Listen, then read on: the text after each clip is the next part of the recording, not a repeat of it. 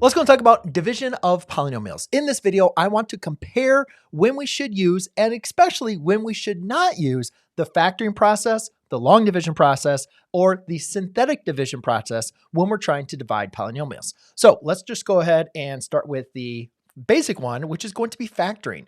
Now, a lot of times we kind of overlook factoring. We kind of, especially when I'm teaching factoring inside of a classroom, I'll start with this approach because I want students to kind of understand what it is we're looking for and a quick, easy way to kind of verify that our work is correct once we get into long division and synthetic division.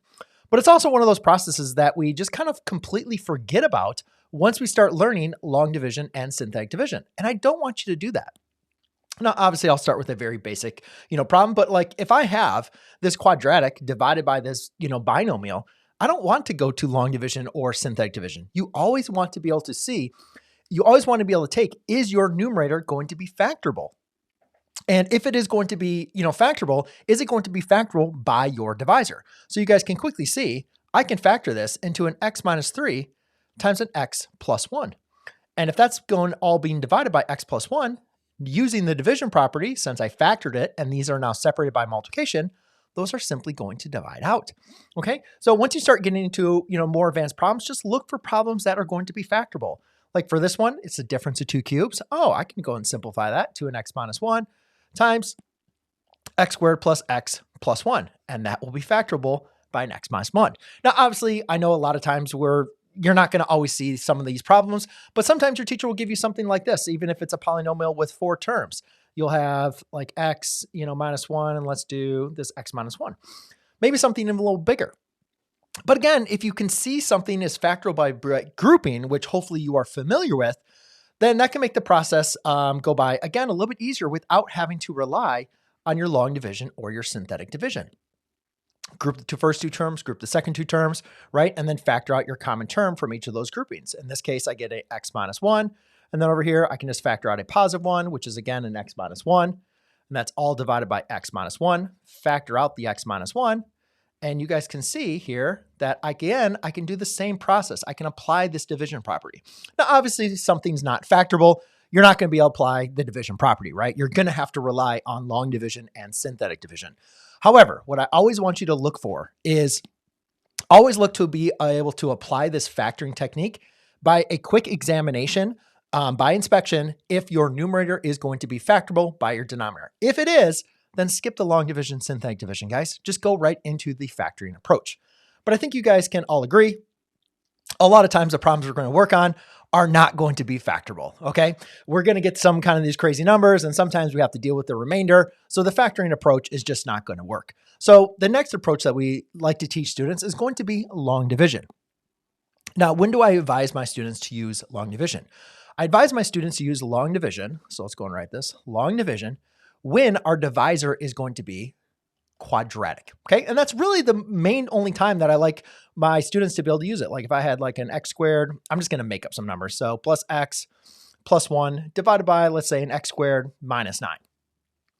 In this approach, I see that my numerator is not going to be factorable, right? I cannot use synthetic division for a quadratic, so I'm going to want to rely on long division. Now, again, if you want me to work through this step by step for long division, I'll have some examples and a video that I'll have right at the end of this video.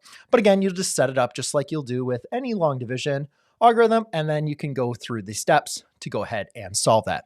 And it doesn't matter if it's a binomial quadratic or if you had the exact same problem, but it was a trinomial. Again, the same process is going to work. Plus x plus 1, you can go ahead and use long division, okay? So whenever my quadratic is, or whenever my divisor is quadratic, I like to rely on long division. The other time I like to actually use long division is when we're trying to find asymptotes. So if you remember the oblique asymptotes, we're going to want to use long division. The divisor is going to be more often linear, but again, the long division approach is very, very quick, simple, and easy. And I think it's going to be less time than working through synthetic division. So I like to use long division when my quadratic or my divisor is quadratic. I keep on messing it up, as well as when I can't go through the factoring approach. All right. So let's get to the last one, synthetic division. When should we use synthetic division? Well, I like to use synthetic division, or I tell my students to always use synthetic division when our divisor is going to be linear. So again, if we just had like this, say x cubed plus x plus 1, it doesn't matter if it's a x, plus 3. Go ahead and just use synthetic division. Long division probably won't be too big of a deal. But again, what about even if you had coefficients? I don't care. Still, ladies and gentlemen, if you have it as a linear, synthetic division is more often not going to be the easiest process for you to be able to complete division of polynomials when your divisor is linear. Now, when should you not use synthetic division? Well, there's a couple of times that I do not like to use synthetic division. One of those is when I'm dealing with a factor that is going to be is going to be irrational or going to be complex. So for instance, if I had like x cubed plus x plus 1 divided by, let's say x minus I, or if it was x minus like the square root of 5, I don't want to use synthetic division. You can, but you have to use synthetic division twice, and there's just more opportunities for you to make mistakes. So what I prefer usually students to do is to simply just take your factor and then multiply by its conjugate. And therefore then what you're going to get is another factor that then you can go ahead and use long division for, okay? That's usually what I advise my students to be able to do, but you can do synthetic division if that's your cup of tea. Now there is another point that I prefer to use synthetic division, and that is actually when we're using the factor theorem or the remainder theorem when that zero is going to be, when that zero is not 1 or -1.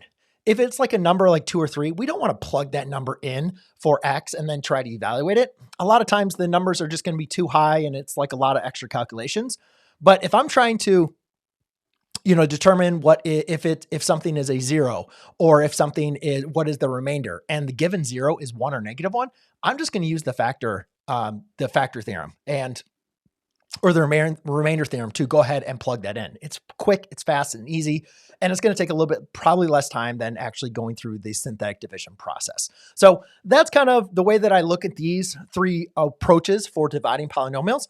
But if you want me to actually go through, dive deep, and actually work through factoring, long division, as well as synthetic division, then go and check out the next video. I have for you here. Cheers.